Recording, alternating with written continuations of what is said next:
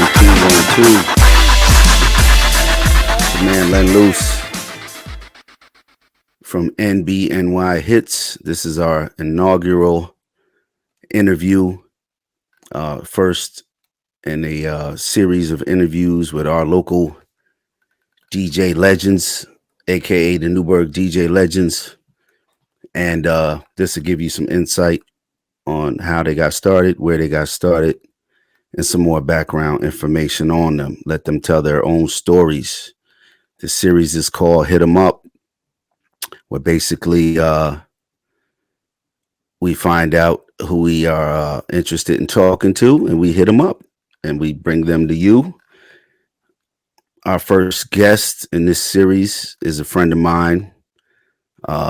He's a mentor. He's a staple in the community. He's a solid dude. I appreciate him being here, but I'm going to let him tell his story.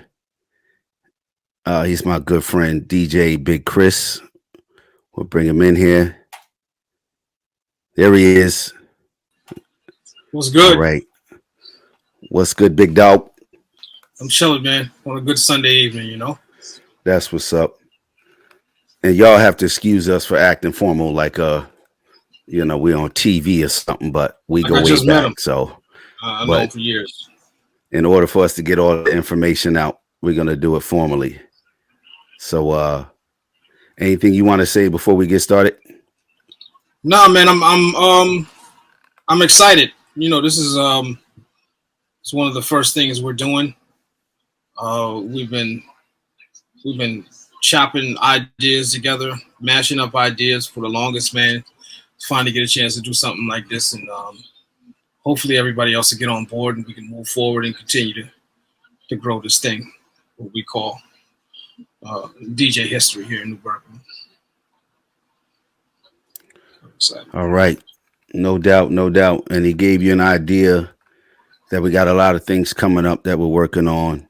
And most importantly, if we can get the support of our city and other people who either directly DJ or are involved in it, no matter where you are. We're spread out all over the country now. Us Newburgh DJs, a lot of us been doing it for 30 plus years, and they're still doing it. So in the future, we're going to get those gentlemen and ladies in here to tell their story. Exactly. All right. So without further ado, tell us your whole DJ name and where you got it from. My whole DJ name is DJ Big Chris, the Grand Imperial DJ Big Chris, Mr. Flavor Beyond Flavor himself, aka the Walking Big Body. Everything outside of DJ Big Chris just is, salt and pepper on it, like, when you season something. The Big Chris came when J-Rock, I don't know if you remember, a hip-hop artist from Newburgh, like 91. He came to me, he wanted me to be his DJ for the album, so I had to come up with a different name. At that point, I was just going by Dudes, DEWZ. And it was time to change because I was growing up. I was becoming, my own man. So I was big. I'm big. At the time, I was just big, big as far as stocky. And my name was Chris. So I wanted to keep it short, simple. DJ Big Chris. And I alienated just the D and the J. And I put the EE and the AY on it. Kind of keep me in the same company as some of the pioneers. Back in the pioneer days, they used to spell it out. So I figure I'll homage that. I'm big. My name is Chris. DJ Big Chris. We ran with it and kept it like that. Did you have any other names? Yeah, Doozy. Corny or great? Doozy Trey. Doozy Trey. And halfway, I say about 10, 15 years ago, maybe even a little more. Maybe about 2000, turn of the century. I went with a company called Upper Echelon. It was my company. It was Upper Echelon. I called it Upper Echelon. And I wanted to be in a different class of everything that I was doing. So it was Caviar. And right away, everybody started calling me Young Cavi. So Caviar was a different. Okay, so you got the DJ coming in the denim suit, crates of records and all that. Caviar came in with the suit jacket, the billionaire boys club scarf and the button up. And then when I went back to the street, I was kind of like a party club DJ. Big Chris, that was that persona. Caviar was the upscale, upper echelon, and I needed something gritty. And I've always been upstate flavor, so I was calling myself for a couple of tapes DJ Kilo, which was 1,000 grams of flavor. Same concept as if you're selling, you're on the block with 1,000 grams, but I was selling 1,000 grams of flavor, which was music. Mine was all music based. I wasn't on the street, except if I had a pocket full of CDs or cassettes. But it was just a different persona. I was doing street tapes. Lasted for a little while, but that wasn't what I wanted to do, so I had to switch right back up. Your catchphrase. I'll let my you say. My catchphrase? Yeah, I'll let you say. Now my catchphrase is flavor beyond flavor. Now, flavor beyond flavor is something I heard after when I started DJing. Kid Capri used to be Kid Capri. And then Ron would say Ron G. And doo-wop would be like, it's the mighty, mighty, mighty doo-wop. I couldn't do that part. So I had the echo on. And I was just trying to put a regular echo on it. It's a true story. I was just trying to put a regular echo on it. I had a couple of partners, my man Neil and Suave. I was just trying to put a regular echo on flavor. But I hit the button and I hit the wrong echo effect. And it just lasted for about 10 seconds. And we all looked at each other and was like, yeah, that's the one. And I would scream, upstate flavor. And it just lasted for 10, 15 seconds, man. And that's, I did it on every tape for the next 15 years, Much greatness was created by mistake. By mistake. It was a mistake. It was a mistake. And then later, when I back then, the cats up in Harlem and Uptown used to say, it's flavor beyond flavor. And for me, like, I wasn't privy to that information. So I was running around thinking, okay, they biting. Because I felt like I was the first one to say flavor. But I wasn't. It was something that they did uptown. This is how they DJ'd. It's flavor beyond flavor. And nobody really took the catchphrase and went and ran with it. So over the last 10, 15 years, I've taken the phrase and ran with it because I was saying upstate flavor the whole time. So I ain't biting nothing off nobody. So I just been running with it lately. And, it works for me. Mr. Flavor Beyond Flavor. That's what's up. That's what's up. So when did you start DJing? You can include or not include. That's up to you. Something a lot of us did probably early 80s when hip hop, actually late 70s, early 80s when hip hop made its way upstate and we heard scratching on a record. And, you can include that part where we got on our parents or whoever had the little record player in the house. It was or you can go right to the official DJing where you. No, when I felt like I wanted to DJ, my brother was in a crew called The Force, which was a take on Luke Skywalker and them. So I wanted to DJ. I used to listen to his tapes. He was a little bit of a rapper. BL Clientele was a DJ back then. So I wanted to not be like BL Clientele. I wanted to be like my brother. He was a hip hop artist, I guess, at the time. Everybody was. And during summer camp, I saw a Kid Nice cut back and forth, and I thought it was the most unbelievable thing I had ever seen in my life. So I went home, and whatever record was there, I think it was Ring My Bell, my first record, Ring My Bell. And I tried to scratch it, and I could not get the sound. I couldn't replicate it for nothing in the world. Who was that, Anita Ward or something like that? Yeah, something like that. It was crazy because every time I hear that song, I think back to that floor unit we had, man. It was in the basement. It was the one that was broke. The TV was blown, but everything else worked. My pops kept it downstairs and listened to his records on. And I was down there trying to cut and scratch on that piece. I couldn't do it for nothing and didn't realize that I had to take the big 1/4-inch piece of rubber off the plate and put down some paper and cardboard. Once I did that, That's all she wrote. I'm like, okay. But I only had one record. It wasn't until high school. My man ECT, he had turntables in the basement, the Quiffmaster party spot. And then I was friends with Suttons. So I would go down there, Marco's spot, and rock out. Every time he left, I'd be able to cut and scratch. I carried records for Sharp, so I would cut and scratch. And they would always say, no fast cuts, no fast cuts. But I didn't understand it until I got all my own equipment, because no fast cuts means you're trying to save your needles, you know? And next thing you know, man, I got my own belts in like 88. And then I got a spot at a record store here in Newburgh. And like 89, that's when I took it serious. I made my first tape. It was a 47-minute tape. The Memorex with the yellow, the purple.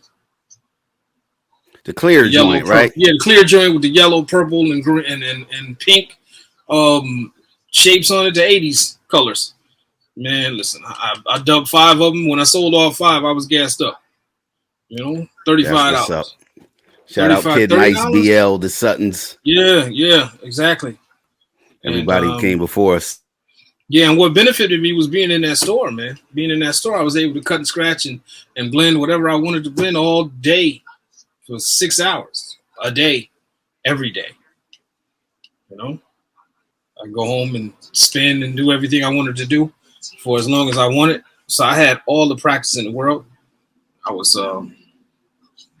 I had access to all the music, so it benefited me being able to do all of that. And what kind of equipment? You said belts. You got to be a little bit. Yeah, I had the Gemini 001s. I say 001 belt drive turntables, people. Belt drive.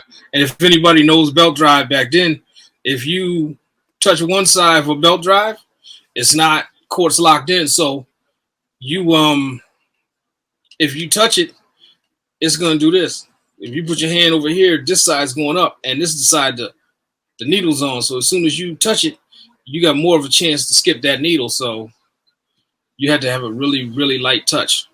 And then once I got in the store, he had 1200s in there. So, and probably like a 4-channel mixer or something, right?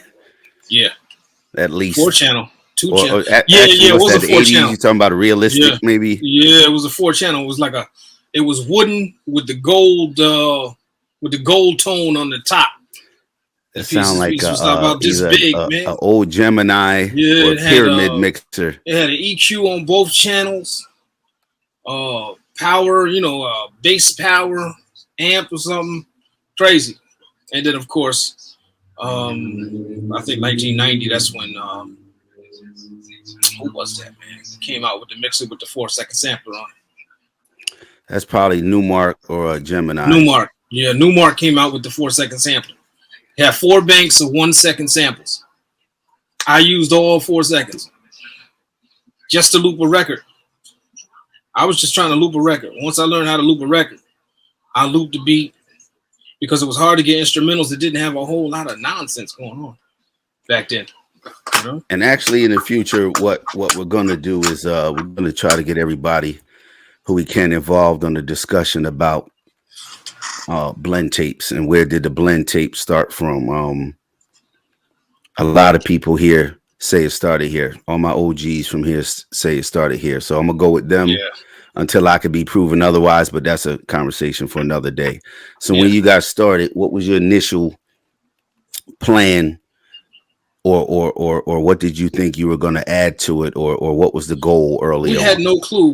Back then we had no clue where hip hop was going, because our fathers and uncles and people a little older than us told us that it wasn't going to last. We wasn't going to get what we could get out of it, So at first I was just trying to pay the rent, and then once you get a little notoriety from your peers, then you start to feed off of that notoriety. So like once I got booked and I did my first show, you can't beat that feeling of playing records and people partying with you. So that's where, I felt like I could be as big as anybody doing it. I just had to continue to work, and I had to do it a little different than everybody around me, but not the same as everybody from New York. I had to take what we were doing here and add a little bit of the New York because I needed to be different. You know what I'm saying? Now, when you say what we were doing here, could you give us a little bit more We detail? were mashing up. We were blending records. Okay, and New York was mixing records, and the difference between a blend and a mix, and there's always some kind of argument about this. A blend to me is a song with a melody and a lighter beat than the other song, and the other song is stronger, and but it mixes together. That's a blend. They call them mashups. Um, but a mix is when you take the acapella and you put it on the instrumental or a looped beat. Now you mixing. That's more of a mix to me, which isn't a bad thing. If it sound good, it sound good. If you searching for a good sound and you get what you're looking for, then who can tell you that you're wrong? You feel me? So a blend, on the other hand, is I got Davey DMX playing, and I'm blending in "Love's Light is Flight," which is "Love's Light in Flight," "Love's Light in Flight" by Stevie, and everybody's done that blend, and it's dope. But that's a blend. Now, if I take the melody and all that out of "Love's Light in Flight," then I'm mixing because I got the acapella over the beat. And people say that that's cheating, but you still got to mix those records, you know. And what I did was I took our style of blending and kind of like put the acapella of our style on beats like they were doing, and I was talking on my tapes. If you remember back then, there was one guy like talking on tape, and that was Kool-Aid, but he wasn't a DJ. So he was talking on 3 or 4 different DJs tapes, and I felt like if I was to talk on my own tape, it would set me in a different lane to get what I wanted to get and to be successful at selling these cassettes. All right, and that's another discussion too. Yeah, there's a lot of Um, discussions. Mix and blend. You know, to me, a blend was always uh, uh, in the most basic form a beat. Um, with a, like you said, either R&B record or an opposing style of music. Like if you're doing hip hop, you would blend it with an R&B record or a Hmm. pop song. Also blend tape where every song on the tape was blended. I think that's a different thing between what we did up here and maybe New York did. Hmm. Like we made blend tapes. People who came before us made blend tapes where they Yeah. try to blend every song on the tape Hmm. outside of just bringing it in at the end of the song or one or two here or there. The whole tape was built and based on blending two records together. So And that's um where I set myself in a little different lane because what I did was on a 90-minute tape, I would blend the first 45 minutes, and then I would play the top or the newest hip hop that was popping because at the time, like 91, 2, 3, 4, hip hop was starting to really, really blow. And I couldn't just take it, and I couldn't really just take and not put any on the tape. So my concept was first side is my side, blends and mixes. Second side, I'm taking care of all the Philly blunt heads and the 40-ounce cats. All that on the second side. I'm playing joints that you might not have heard yet, or so you that's might the have heard method. and you know what's hot. Yeah, you know what's hot. So I had to. That was my glitch. Like that was my niche was to put the hip hop on the second side, all the 90s hits, and then on the first side, it was all blends and go completely in, with the blends. That's how I switched up how we did it up here a little bit so that I wouldn't be in one category. I could take care of everybody on one tape, you know? All right. Well, now that we got some background, let's because we both been doing this for a long time. For sure. Just to bounce off it, what outside of DJing uh interest do you have? Like just in general, like what else did you do that interests you like the past 30 years outside of playing music? All right, so my main thing is outside of music, mostly sports. sports and computers, tech. I'm a big tech guy. I got all the new tech. Whatever's new, I always had it. It was always up to date. New computer, new everything most of the time. Um, and of course, sports. I mean, if you grew up in my city, you grew up in my family.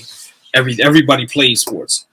Everybody plays sports. And if you didn't play, you went to the game and watched your sisters and cousins and brothers play. So those are my biggest interests. And to this day, I can watch any game. I was on the phone with my lady the other day, and there was a soccer game. She's like, "You watch soccer too?" I was like, "Soccer's kind of exciting because it's a sport." We played soccer from the hood back in the 80s. You on the soccer team. You didn't run track. You got on the soccer team. It was Newburgh always is very diverse, very diverse. Yeah. So it's sports for me. Watching and playing that was life. I had a portable computer in '85, I think. It was about the size of a 32-inch television. It had the 5-inch discs. So imagine me with my knapsack full of discs and a handle carrying a 60-pound computer around. But that was the new thing. I was actually one of the hippest cats on the planet at the time because I had the newest computer, and the freaking screen was maybe a 4-inch grayscale, but I had the orange. If you remember computers in the 80s, you either had the green or the orange. I had the orange. You feel me? I had the orange. It was black screen with the orange dot matrix. Nuts. So yeah, so my other interests have been computers for the last 40 years, and How about nothing but clothing and sports. stuff like that? Can't Well, believe you left that part out. I'm a big, I'm a big, I'm a Fly big clothing dude, whore. Um, yeah, I'm a big extra clothing fly, whore. y'all. Y'all know. Yeah, I'm a big clothing whore. Right now, I just got on a V-neck. Nice little $19 all cotton V-neck. Got something on it, but yeah, but a huge clothing whore, and he brought that up on purpose because I'm always Yep. copping something. Different styles. I don't lack in any style. Um, even as He's a my big man. translator for when people say names of clothing or shoes or Yeah, you can come to me and I can sneakers I can or elaborate on I can elaborate yeah, I on have to that. call him up and ask him what that And the is. thing about it is I can dress a man or I can dress a woman. I just had so many years in fashion, and then that was all life. Fashion was a big part of hip hop in the '80s. It was a travesty if you wasn't fly when you went outside. Like where you going to work? So I got it. I really got it from my grandmother and grandfather. There wasn't a day my grandmother didn't have on a stacked heel pump. She never wore a flat. I never saw a flat on any day. Um, and my grandfather, I never saw my grandfather without a collared shirt on any day. August, 89 degrees, humid as all heck, handkerchief and a hat on. So it's just something that, growing up, I saw the whole time. I got it honest is what we call it. I got it honest. Now, So no. those things, fashion, technology, like you said, correlate with hip hop. Let's move back to the DJ section. What outside of those things, because those can be incorporated in DJing. What other strengths do you think you have when it comes to DJing that makes you a good DJ? What makes me a good DJ is my knowledge of music and my know-how. I'm able to think 4 and 5 and 6 songs ahead. I'm able to correlate a playlist in my head without being on the computer. I'm able to write it down. I'm able to memorize what I want to do and how I want to do it. In my early days, it was easy just to put everything in order. I could go through. I remember being able to go through 5, 6 crates, um,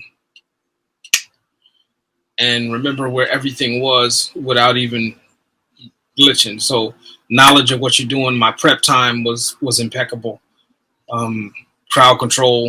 It took me a while to get the guts to be able to talk while I was DJing. You know, it took some time because you kind of He's feel good at it too, y'all. you I, feel I you I feel don't say a uncomfortable. word. Yeah, you feel uncomfortable. Like when I first started, I was like uncomfortable, saying anything on the mic. I didn't even want to make an announcement like last call. Like you do it. The owner would come. I'd be like, you do it. Here's the mic.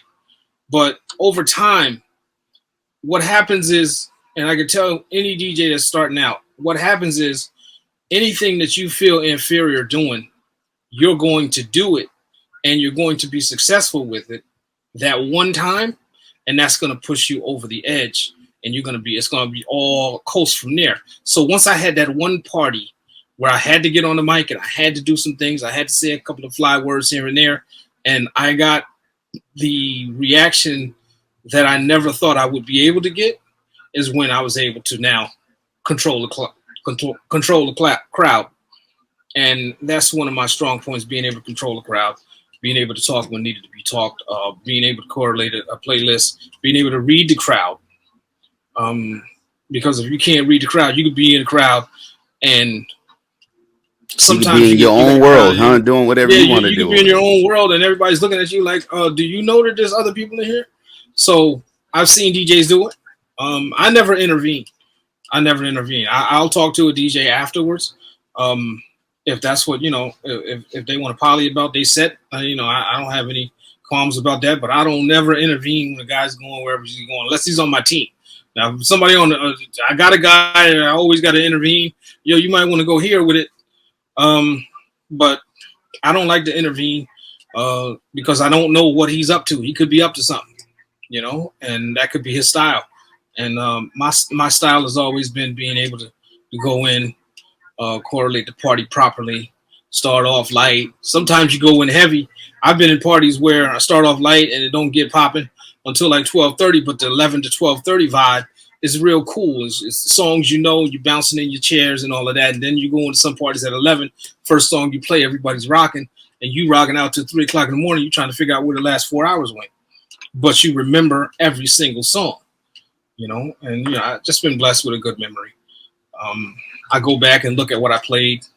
If I play on Saturday night, probably by Sunday afternoon, Monday, I'm looking at the playlist, seeing what I played, and if I played anything twice. The follow up, yeah. Yeah, and I can tell like right away.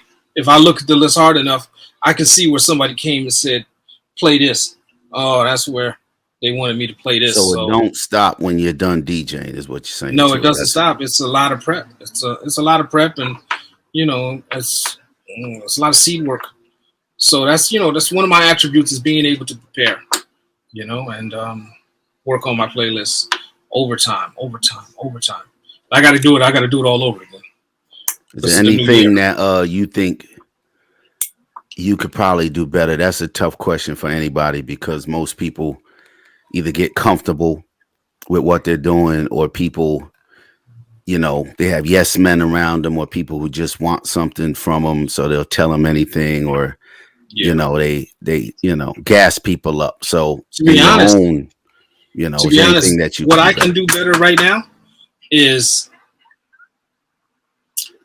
continue to work on my show, my game face, and learning the tools that I have, because I've got some powerful tools and I'm not using them to their full capabilities.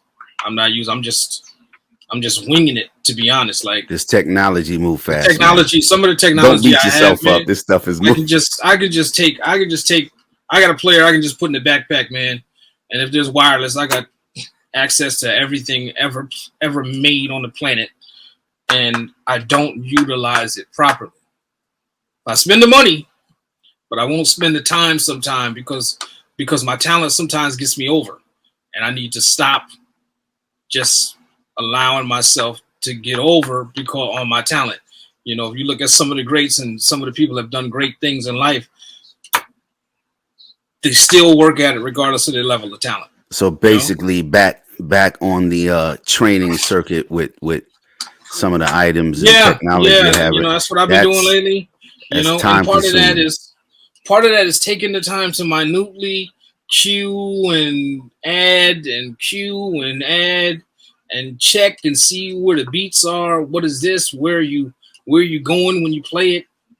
You know, and it doesn't help. To be honest, it doesn't help that they make 100 songs a day in the industry. So you get 1 week behind, you're 700 songs behind. And this is the truth. You guys know that there's that much music out there. You go a week without downloading and queuing and checking out and listening to, you're 700 songs behind. You know, I've got 50 a page, 131 pages. I've got about, I don't know, about 7,000 songs to download, and I don't need them, or I might need them. Time consuming, time Yes, it's a consumption. lot of there's a lot of time.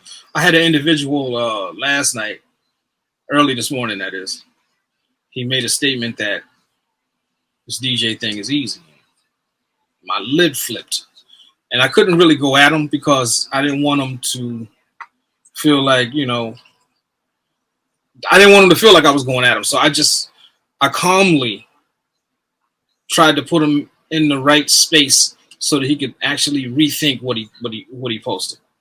Because as I have just explained how much work goes into all of this, there's nothing easy about it. Yeah, you can join right now. You can go get you some equipment today, and you can start adding things to your playlist, working on your skill, working on your craft, getting yourself ready for a show, starting to do shows, and all of that. But it's not easy. It's not easy. It's very very difficult and time consuming. Playing And music is easy. You know, we all play yeah, you music can play since we music, was but you can. kids. Yeah, I anybody mean, can play they've got music. artificial intelligence now that can read your Yeah, playlist on your phone when you walk in the club, and the music anybody can just play plays. music. What's your favorites? You go in the club with your 10 favorites. You got 500 people in the club. Guess what? All of the favorites of those 500 people are going to play that night from through the sound system without a DJ. Maybe Okay. he meant playing music is easy because I can tell you personally, if I go down the hall and ask my wife or you know my kids who Yeah. grew up in the house with me being a DJ, you know, they'll tell you it's not easy. None You of know, it. from a physical standpoint, from a presence standpoint, from a motivational standpoint, um, from a financial standpoint.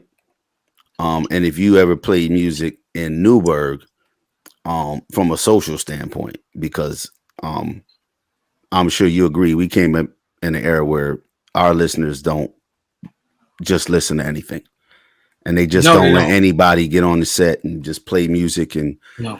you know they'll let you know. So it's a tough environment. But outside of the music that you have to go through, what you know, and the technology that you have to learn, what tech is there that you actually use and like and enjoy? I enjoy what they did, and when they came up with Serato, I enjoy it because I spent up until Serato came out, I'd spent uh 15 years, maybe 16 years of carrying 6, 7 crates around, and they were all over 60 pounds a piece. You know, I lived on the third floor, so that means I had to have helpers, um, turntables. So you got 6 crates, 60 pounds a piece, 380 pounds, 400 pounds. You got 2 turntables, 60, 70 pounds each, another 150. Then you got your mixer and your bag, and then you got your bag of goodies, all your best songs that you just got that week going to another bag, and that's your smaller crate. And those are your hits. Those that's like your hits crate. So I'm actually in love with Serato and what it has done for the game. And now you have other engines. You got like Engine, Virtual.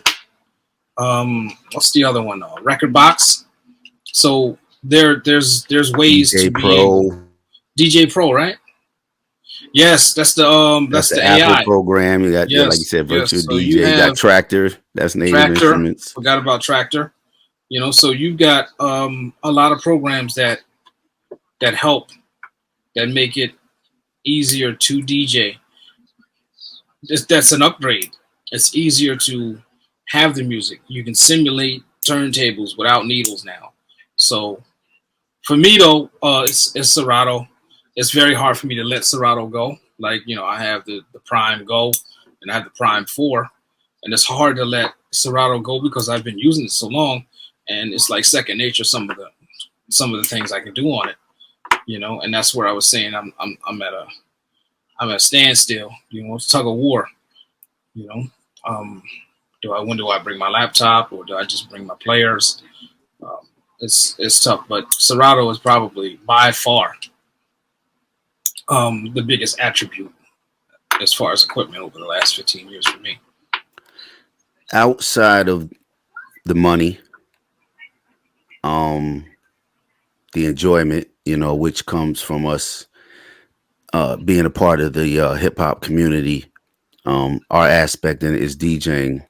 But outside of those things, what else brings you personal satisfaction um, from DJing? Outside of money, well, it's money now, but outside of money and, well, it's a craft. It's a skill set that I've honed for over 30 years. So whenever I get a chance to display that skill and to showcase that talent, it's a plus for me. It's it's a big deal to be able to get in front of, I don't care how many, I don't care if it's 5 or 500. When I can get in front of people and showcase that skill and showcase mixes and see the reaction to some mixes and blends, and see the reaction to cutting back and forth. That's the biggest thing. That's when you get excited. So But the I mean now, interaction with the people who are yeah. actually Yeah. sharing that, and I think a lot of listeners, hopefully going forward, through hearing interviews like this, accept that they are part of the actual experience. It's not a DJ and a crowd. We're all there for similar reasons, and Hmm.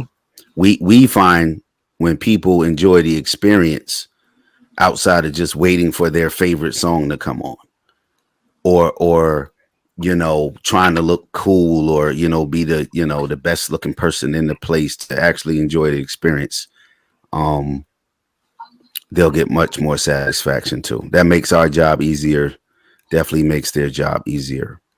is Hmm. is there any part of DJing, and I already know what you're going to say, that's what we all say, that you don't like? I It used to be a really, really agitating event when somebody would request a song. It's request a song. I can't even give you any advice because nobody's gonna listen. Um, when you request a song at 1 o'clock, when I'm in the heat of the moment and the party is popping, and I know you've been to parties. I'm talking to you, the requester. I know you've been to parties where ain't The nobody dancing. annoying requester. Yeah, you think that you can get the party hype with your one request. I'm telling you, I got this, DJ. Just play this joint. I'm telling you, it's gonna get live in here. With the one song that you just picked, it's gonna get live. Okay. And the situation, I've softened a lot over the last 10 years with this, to the point where I'll play the song while you're standing there. That's the requester that thinks they know how to rock a party. Then you have the requester that just requests because they listen to it on in the car all the way to the show. Okay? And it's their song. They just want to hear it. Them and their three people that sit in the corner with one drink. And it's okay. If that's how you party, that's how you party. But you're requesting your song. You're the only four in here that want to hear it. And then there's the third requester that requests a song, and it's a hot song. They request a song that's hot. You can actually play this song. But when you play it, they go outside and they come back in and ask you, did you get a chance, when you gonna play the song? I just played the song. Oh That's man, the I went outside to smoke. absent-minded requester that Wait a forgot minute. they So asked you to so play the you song. asked me to play something and then you went outside. So It's different levels. And as I gotten older, I've had a lot more patience. But back when I was filtering through records and picking up the next 4 or 5 songs and going through my show, man, I don't even want to hear it. I'm sorry, there's nothing I can do for you. Maybe about 3:45. When I do last call, I'll play your song. That's the biggest. Now, That's the biggest thing. That and promoters. I mean, they're all in the same level. janky These are all promoters. frustrating things. Like promoters, um, some don't. Promoters and club owners. Well, promoters. Okay, club owners that don't have the backbone to make sure the promoters do the right thing, and promoters that don't do the right thing. Those are they're two in the same. Two in the same. It's a crazy world. How You get about paid moving that security. You're equipment not gonna pay the around? DJ. I know things are better with powered speakers and controllers and no more record crates, use Serato, but how about moving equipment Moving equipment now is a lot better than it used to be. and Because you don't sketchy got locations? ah, they got you. You got you in the corner. They want 8 speakers in a place that you only need 1 speaker for.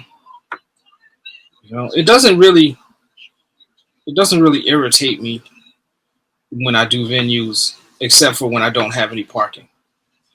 You know what I mean?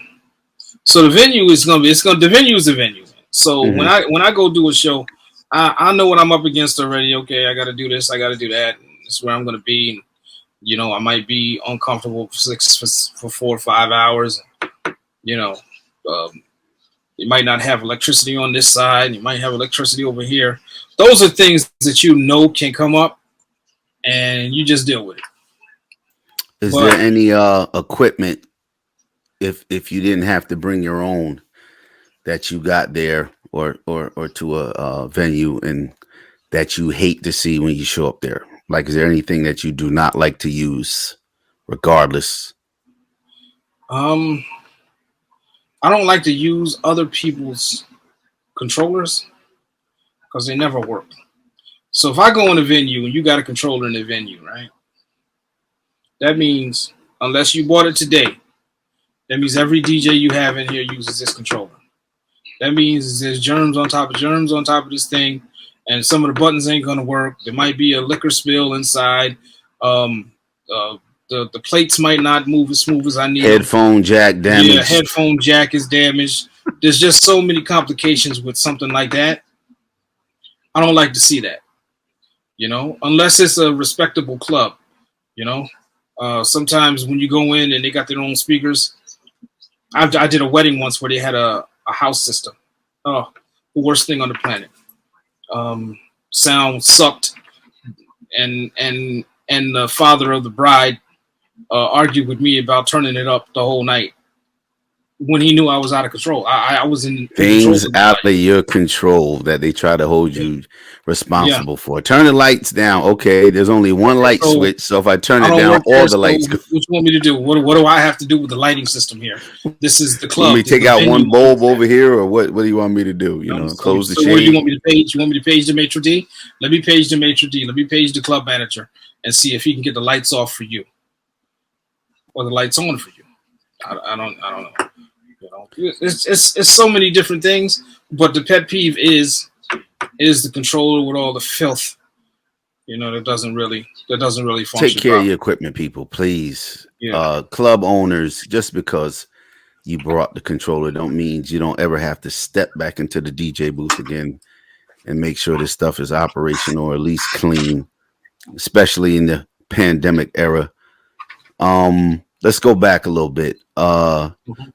Outside of local inspiration or familiar inspiration in town, are there any DJs that inspired you outside of some of the people that you mentioned already?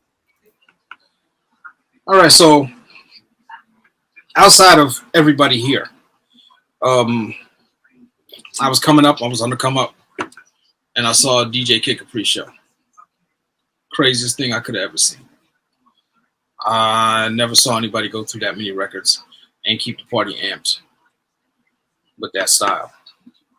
And then I saw a Ron G tape, and then the next week, my partner picked up a Ron G tape and brought it in, and I listened to it and I said, this is close to what I want to do. I want to be able to talk on my tapes like these guys. I want to be able to talk at parties like these guys, and that was inspirational. Was to take that style that I talked about earlier, take that style and mesh it with what we did here, and find myself somewhere in the middle.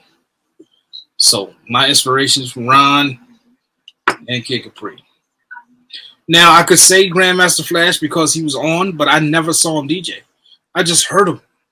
I heard the stories of him taking his shoe off and cutting a record. You know, I saw Jam Master Jay, but to me, Jam Master Jay was just a show controller. Like he controlled the show for Run DMC. I never seen him do anything that, and I'm sure he could, but he wasn't no inspiration to me because all he did was DJ behind a couple of rappers at the time. That's all. That's how I looked at it at the time. But you know, if I knew what I know now, I would know that the very thing he was doing behind those guys was the same thing I'm doing at the party, controlling it. You know. But my inspiration came from Kid Capri and Ron G, who I'm still cool with. You know, I talk to him from time to time. Shout out Kid Capri, Ron G. Well, that answered my next question of who and why.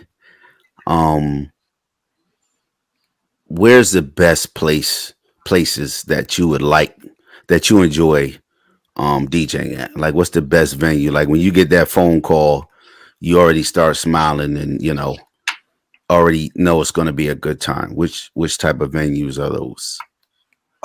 Now because the game has changed a little bit, so when I get a call from what I know is a smaller venue that's more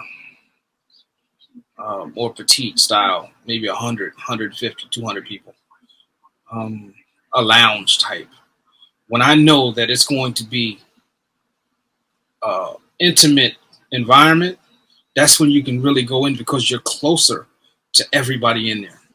You know what I mean? You can connect a little a little better to the people in the back because the back is not that far away. Okay, so the place sold 200. I could see everybody in here pretty much. And there's You know what I always a mean? back. There's Yeah, always a separate group of people in the back that's in the that back. you got to They know earn who the them, huh? back You is. got to earn If you that. ain't never been there, the people in the back, that's the back. When you look at the people that's in the back, you know they'll be in the back of any place you at. So yeah, when it's an intimate setting, man, that's the shit for me, man. I love it. That's what's up. That's what's up. Because the bigger crowd, even though when you get a big crowd, man, you get a big crowd, and you drop the songs and everybody's screaming and hollering every time you drop a song and they singing along with it. You take the music out and you got every lady in there. You got 300-400 ladies singing "Mary" with you. There's nothing like that feeling, but it's a lot better when you real close to them. You know, you You real can see close to them. everybody's teeth and the white of their Exactly, eyes, and and exactly. and, The intimate setting for me, and man, I they're love it. smiling at you, and you could Hmm. tell that you're doing. No, that's Yeah, that's that's what's and I up. didn't realize how good it was until later, or I would have took a lot of those early on because there were venues that we wouldn't do because it only hold like 150 people. But if I'd have known the energy that you could get from an intimate setting, I would have taken a few of those back then. Even though I should have, because that's all we had places like that. The Eureka was an intimate setting. Pops, what's it, the Blue Club Blue Ice or whatever it was in Poughkeepsie, man.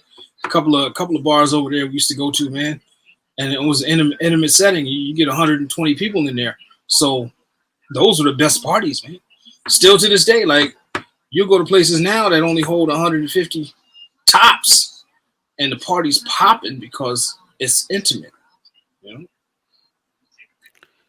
And it's a lot tougher, I think, to get small groups going. Hmm. Like big groups, like you said, you can throw on two popular songs, and people, they kind of react off each other like they're supposed to because it's a large group, like going to see a Yeah. football game. Everybody cheers, but a small group, everybody's in their own, individual world, and they're waiting for you to do something to make them have a good time, and that's a lot more difficult, I think.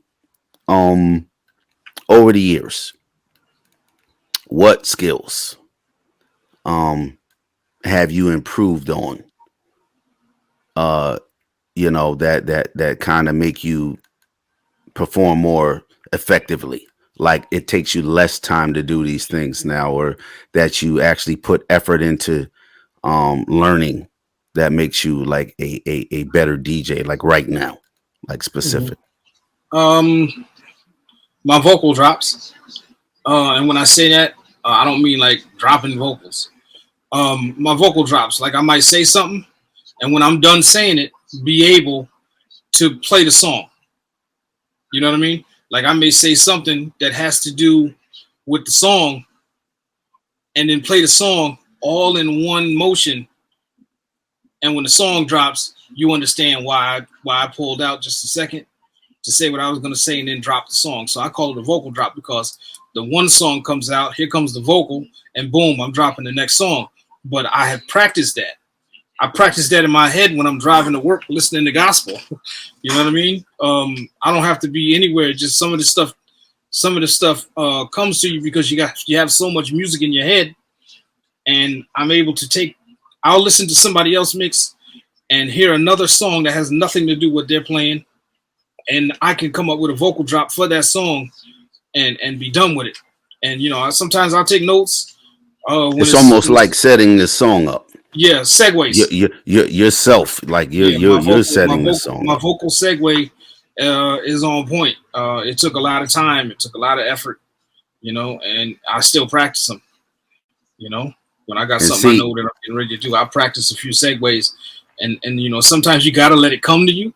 But there's certain songs you want to practice it a few times. The beginning of the song, where I'll give you an example. I remember when "Blow the Whistle" came out, and then later on, Jules Santana came out with was that too short? "Blow the Whistle." Yeah, Too Short was "Blow the Whistle," Okay. and then Jules Santana had the song where the whistle would blow. I can't whistle, but you know what I'm saying. And what I would I do think it's was, called the whistle song. Now I don't know. yeah, the whistle song. It might be the whistle song. So I was playing the whistle song, and right then I said, okay, wait. So then I brought in Too Short, and once I got past the second verse, and he said, "Blow the whistle," that's when I brought the whistles in. You feel me? So now I got a back and forth, back and forth, back and forth, back and forth. And then all the while I'm going back and forth with these two records, I know what the next record was going to be because I had already had it set up. But because I wanted to try this segue out, I cut the Too Short and the whistle song back and forth for about 2 bars. And once I let the whistle song go, I brought in the song that I was going to play anyway, and it all matched up. And those are the things, man. You can't get any more gratification when you do a segue like that and you thought it out and it actually works. So then I used it for the life of the song. And once the song wasn't a hit no more, then you gotta move on. So again, I think everyone just found out that playing music is easy. DJing is not easy. Not at And all. if again to emphasize, if you think everything he just said is something that you just do, you know, that's equivalent to just pressing the play button on any device, your phone, your Spotify, your little house Bluetooth. If you're equating those two things, you're not listening, and you're obviously wrong. Um, what what's the best advice that you could give another DJ, like in general? Uh, the best advice I could give a DJ is to continue to work on whatever it is you're working on. Take the time to work on it by yourself. For instance, if you're in a group of people, when I was in a group around people when I was first learning, I would be around people and couldn't get it right. Go to your place, go to your happy place, your single spot, your alone time room, and work on the very thing you couldn't get right. And once you work on it by yourself, then you try it again. And the thing is you always try it again. You can't get it perfect. That's why you continue to practice it. It's never good enough. It's never perfect, but it's never good enough. That's Earl Nightingale. Um, because if you continue to practice, you'll get it the best that you can get it, and you may be able to constantly improve on it. You'll never get it perfect, but you can constantly do it the best that you can possibly do. And the only way you can get there is continuing to work on it and work on it and work on it. You know? How That's do my you advice.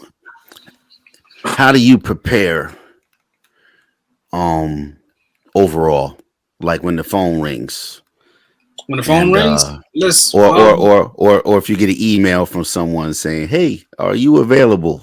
Like, how do you prepare for whatever they I say look at after the that? schedule, see what I got going on. Um, first and foremost, I ask them what they're doing, when they're doing it, and where. I don't like to do Sweet 16s much anymore. Um, if they're doing, a party, with adults, I'm in. Weddings, I'm in. I don't care. Um, whatever I can do for a wedding, I'll take. I'll take any wedding. Um, Details. He just gave you all a key. When you call a DJ, you may think the details don't matter, but they do. Hey, I'm throwing a party on the 18th. That's not really detailed. And no, that's not details. I need to know when, where, and who's it for. You just throwing a party? And nah, I don't want to just do any parties. Um, because when you just throw any party, you need security. It's 2023 now, 2022 last year. So I need all of that information, and then we need to come up with a price. We need to come up with a price for what am I bringing? Are you doing it at a venue? Am I just bringing my laptop? Am I bringing my player? What's going on? How much time do you have? Are you promoting? Um, are you getting any money off of this? You know what I mean? So once that's clear, and that's you can I can decipher all of that with just a couple questions. It's not like you got to sit down and write a paragraph. I can have this conversation. It'll take 10 seconds, and I can tell you, okay, so what we're gonna do once we figure that out, once we set the date, and you tell me what you're doing and what genre you need, then I go to work on the playlist. Um, I set my bag up the morning of the show. I grab my bag. I leave the house. I get to the venue about a half hour to an hour early sometimes. Sometimes only 15 minutes because that's how long it takes me to set up in most of these smaller venues. And I close my eyes. I say a prayer, and I go to work. You know, age and my body has just been a toll on my knees. So sometimes you might catch me sitting down, but that does not affect how I play the music. For the most part, my energy comes off of the crowd. So there are many times, I'm just sitting down from 11 to 12, but at 12 o'clock, I'm standing up and I'm going all the way in. But my prep work is to make sure I'm the guy you want and need because I'm not switching for the most part. You know, Personalized as best yeah, we can, exactly. right? I will do all of that for you, but I don't bend on the Sweet 16s and I don't bend on the 21 and ups. I don't bend too much on that. I mean, I'll do a 21 and up. Like I said, I don't bend too much, but 21 and up party costs a lot. It's like double. It's double. It's a lot of work. It's a lot It's of a work. lot. It's a lot of work, It's a and it's lot a of lot of mental work mayhem. also. So Yeah, yeah, it's a lot of yes. Because now what you're doing is when you ask me to do a party that I can do, that's adults, and I know I can squeeze in a little of this and a little of that, and still play some of the new trap R&B and some of the some of the new Drakes and all that kind of jazz. Then I'm good with that. I don't have no problem with the new music.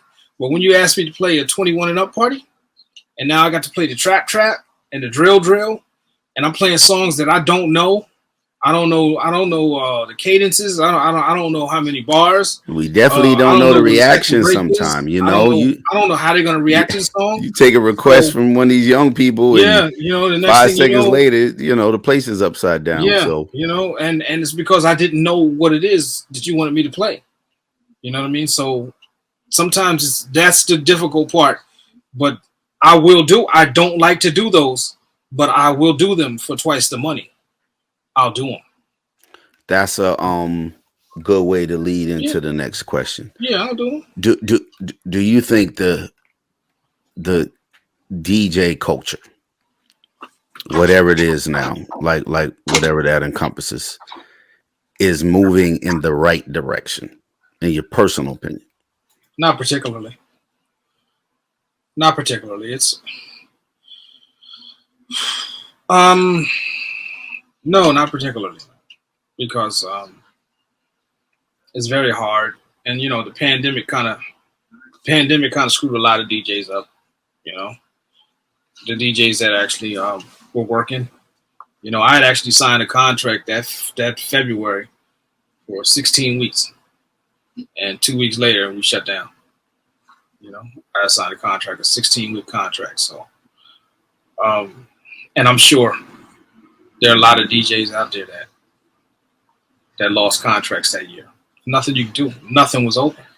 Um, so in that time at home, a lot of guys didn't have anything to do, so they started DJing. They became sensations. I met a guy a month ago that's been DJing 3 years. 3 years ago, we was getting ready to get into the pandemic. So when you tell me that you've been DJing for 3 years, that means you've been DJing for one, because we didn't come outside till 2020. You know, into 2020. So when did you get any time in? So you really only had 21, and here we are. Here we are just getting to 23. So you had the end of 21 and all of 22. So you've been DJing 18 months. So it's tough, man. It's tough. All right. I think you know what we're gonna do. Maybe we'll take a break because I got like some more questions. Yeah, yeah. Take a break. That's Get yourself something to drink. that's gonna take a little longer, and we've been at Mm-hmm. it for about an hour. So what we're Is gonna it? do Has it is, been an hour? yeah, it's been an hour. We're gonna take a break and come back with part two of Hit 'em Up. That's presented by NBNY Hits. You can find us at www.nbnyhits with a Z .com, and we'll be back with our special guest in the first of our series, DJ Big Chris. For All right, sure. so we'll see you shortly. What is up, everybody? We're back with part two of Hit 'em Up. It's a series of interviews presented by NBNY Hits, um, where we interview our local DJ legends, our mentors, and other people involved with the hip hop scene around Newburgh, New York. Um, and we're back with part two with our special guest, DJ Big Chris, and we'll finish up. All right, there he is. What What's up? What good? up? All right, part two. What would you do differently if you could start all over? In general, of course. I would save the last dance for her. I know who she is now, but at the time I didn't, and I would save the last dance for her. And the reason I say that is because I wouldn't do anything differently other than that. Because if I changed anything or any style or any way I handled myself, I wouldn't be where I am. Even if I'm not where I think I should be, I wouldn't be here to know I'm not where I should be. I don't, I can't change it because I may not have never been who I was, or I may have been even greater. But you got to take the good with the bad, man, and you got to roll with the punches. So I wouldn't change anything, man. Not at this time. It's a blessing from God to be who I am, where I am, and be able to play music, man. So I wouldn't change nothing, none of it. That's what's up. That's what's up. Facts. Live and learn. Yeah. Um,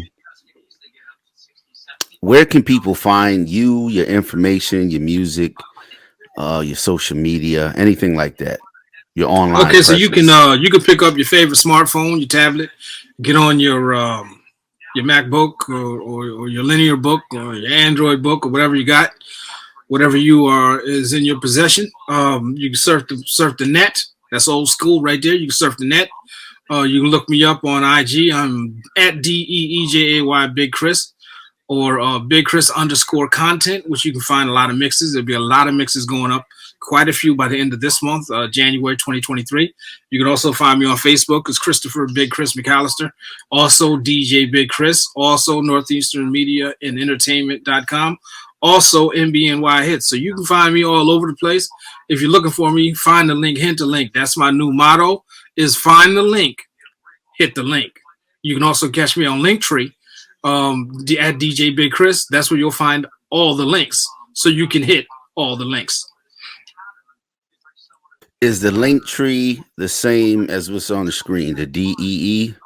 DEEJAYBIGCHRIS. Aura for all my Aura. folks down south. Mm-hmm. Uh, any shout outs? Yeah, I do have some shout outs. Okay, so what I want to do is I want to shout out my children, all three of them. I want to shout out, of course, big shout out to myself, Big Ralph, Mommy Betty, Kenny, Dorcas, TV, Maggie, J Mac, my cousin, same age. We came up like brothers. Big shout out to him. Big shout out to the Quiff Masters, C. Cullen, my man Castro the plumber. God bless both of them cats. We call him Lynn Loose, architect on deck, Mr. Ark himself. You know, the green-eyed, the original green-eyed Blizzle. Those are my shout outs, man. The people that mean the most at this point. That's what's up. Well, everybody, it's been a pleasure. For me, hopefully for all of you to get to know one of my good friends a lot better. One of my DJ brethren. You know, we all get brought together sometimes through different circumstance. Even though I known this gentleman for a lot of years, the music is what has brought us closer together. And we had some good adventures. We're gonna have plenty more. Always, you can check our music out on www.nbnyhits